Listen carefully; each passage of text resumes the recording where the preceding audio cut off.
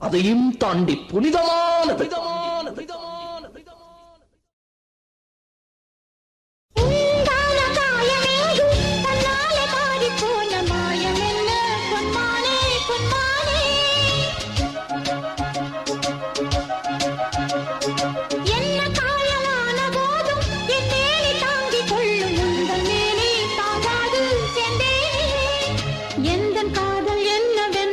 சொல்லாமல் ஏங்க ஏங்க அழுகை வந்தது.